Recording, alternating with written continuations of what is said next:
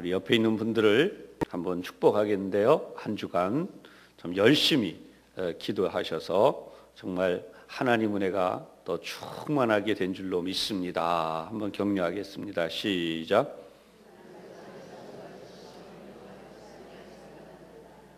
예. 자, 우리 어제 말씀, 이 의에 대한 말씀입니다. 참된 의, 또 참된 의가 되기 위한 것은 진정한 참된 믿음에 대한 내용이었는데요. 행위가 아니고 믿음이었다라는 첫 번째 주제가 그거였고요. 두 번째 내용은 아브라함이 이 의롭다 하심을 받은 것은 할례보다 먼저 의롭다 하심을 받은 다음에 할례를 받게 되었다.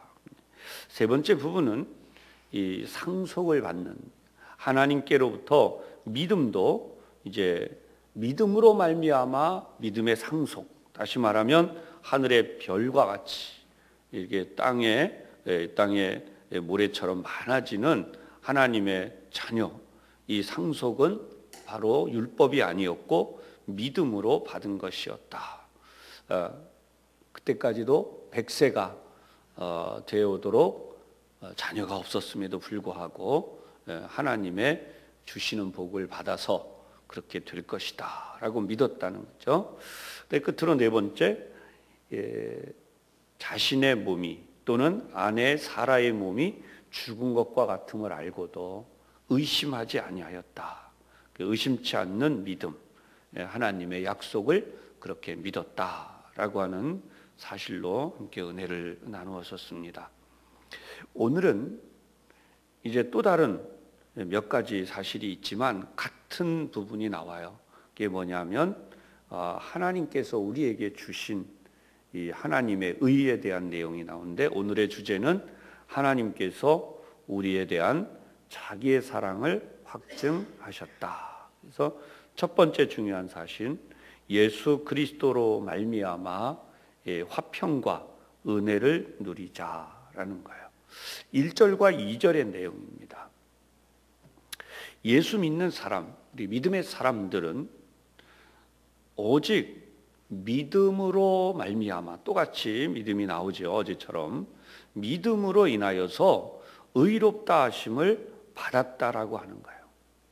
그러니까 누가 의롭다라고 하는 것을 인간적으로 자꾸만 이 사람이 이래서 의로워, 저 사람은 저래서 의로워라고 말할 수 있는 부분이 아니라는 거예요.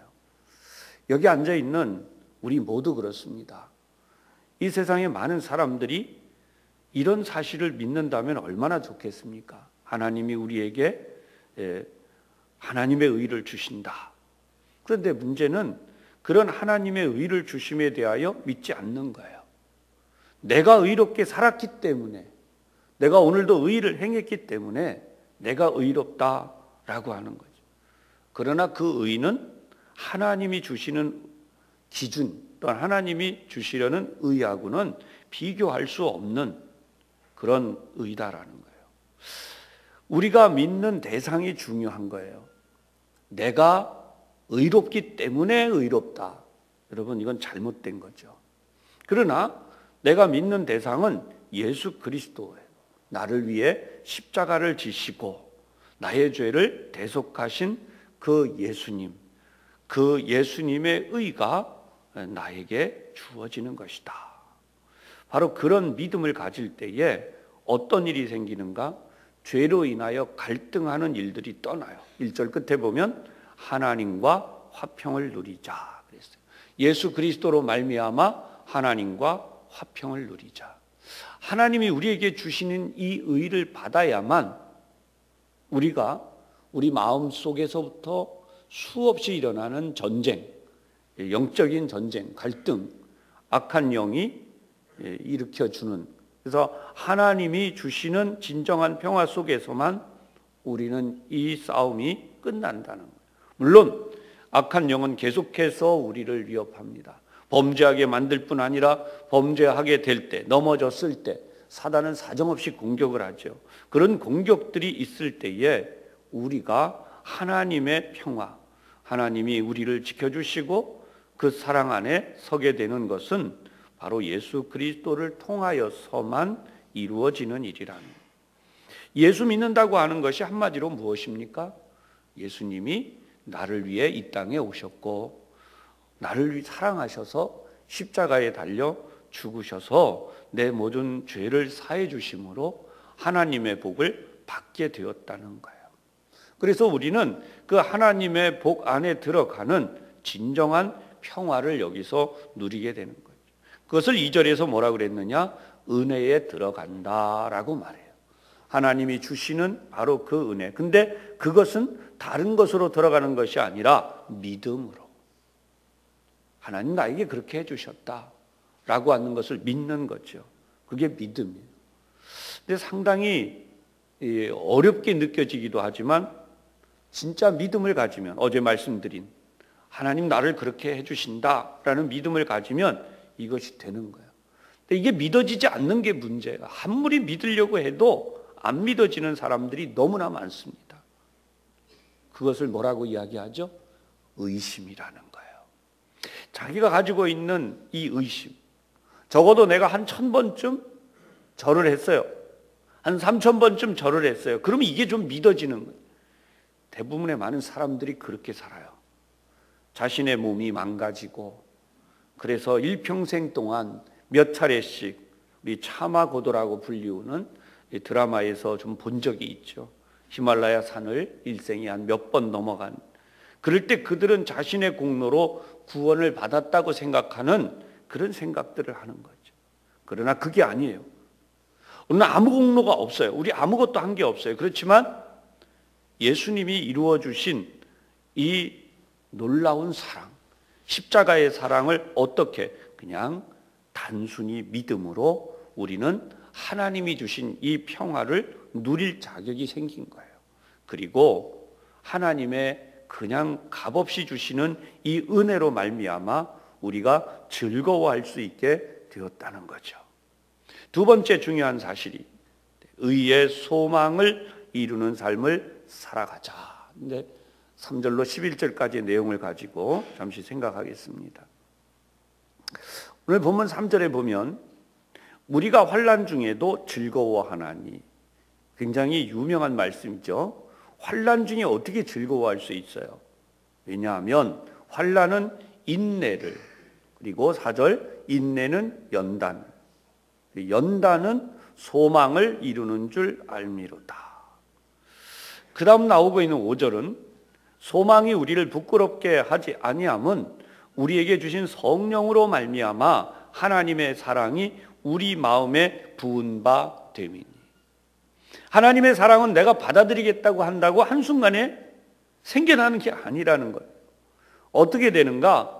하나님이 우리에게 주시는 이 사랑이 부어짐을 경험하기 위한 영적 전쟁이 드러나고 있어요. 바로 그것이 환난 속에서 우리가 인내를 가져야 하는 거죠. 처음 예수 믿으면 세상의 모든 것이 다 나를 위한 것 같아요. 왜냐하면 하나님께서 영적인 눈을 띄워주시는 순간에 놀라운 일들이 나를 위해 예비되어 있다는 것을 알게 되죠. 예수 믿으면 바로 하나님의 평화와 사랑과 은혜가 충만하여 가득해지느냐? 그렇게 될 때가 있어요. 처음엔 그래요. 근데 조금 지나가면서부터 전쟁이 시작이 되죠. 영적 전쟁. 예수 믿은 다음에 가장 가까이 있는 사람이 어려움을 주기 시작하죠. 안 믿는 가족, 심지어 부모님, 심지어 형제들. 그런데 나중에는 교회 다니는 동안에 옆에 있는 사람이 나를 처음에는 그렇게 사랑했는데 조금 지나면 그 사람이, 그렇게 사랑했던 사람이 내 곁에서 나에게 사랑을 주는 존재로서가 아니라 때로는 경쟁자로, 때로는 나에게 아픔을 주는 자로 내 옆에 있을 때가 있다는 거예요. 그래서 성도들 간에도 때로는 교회를 다니다가 믿음 생활을 처음 시작해서 얼마 안 된 이들 가운데 교회 다니다가 교회를 포기하는 거예요. 신앙생활 포기하는 거예요. 환난이 시작됐기 때문이에요. 그런데 이 환난을 통해서 우리는 무엇을 배우는가? 인내를 배운다는 거죠. 하나님이 이렇게 우리를 사랑하신 데 대하여 내가 더 참고 믿음의 삶을 살아봐야 되겠다. 그렇게 했을 때에 이 인내를 통해서 우리가 연단되어지는 거예요. 이 연단이 깊어지고 나면 웬만한 일들로는 우리가 쉽게 원망도 하지 않을 뿐 아니라 쉽게 우리 마음이 무너지지도 않아요.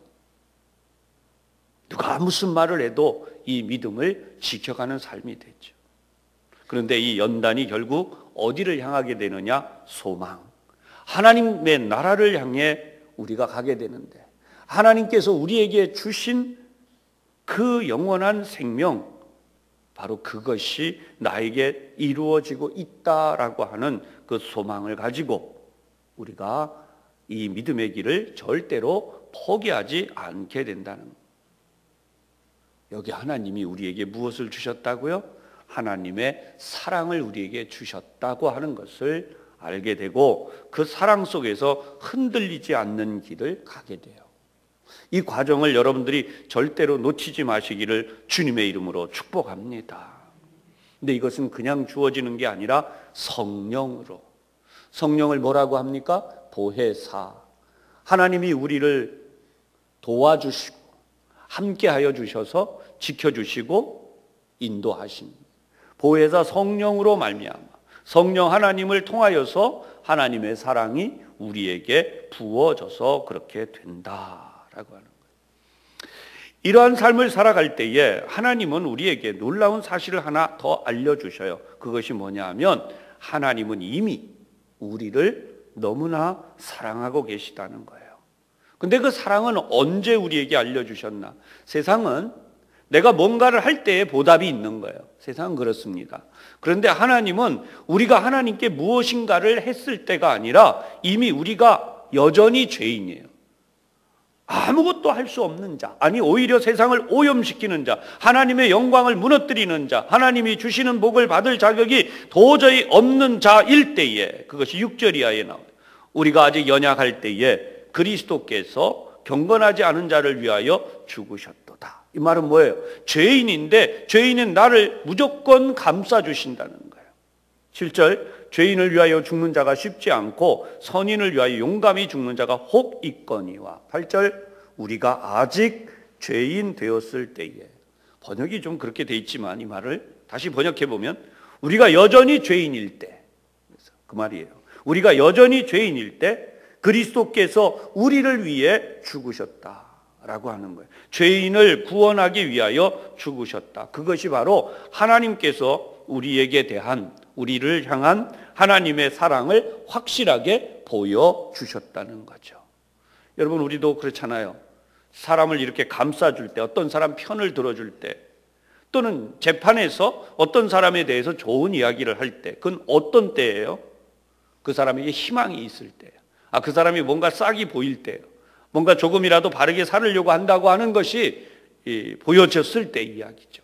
그런데 수십 번, 수천 번, 수만 번, 일생 동안 한 번도 그 사람에게서 희망을 찾을 수 없을 때, 그럼에도 불구하고 그러한 사람을 위하여서 우리 주님께서 그 사람의 죄를 대신 다 지시고 죽으셨다는 거예요. 한마디로 말하면 가치가 없어요. 그 사람은 살려낼 가치가 전혀 없는 사람, 그런 죄인을 위하여서 지금 어떻게 보면 하나님의 나라에서 이루어질 영원한 법정에서 이루어져야 될 사건을 바울이 지금 우리에게 펼쳐서 보여주고 있는 거예요.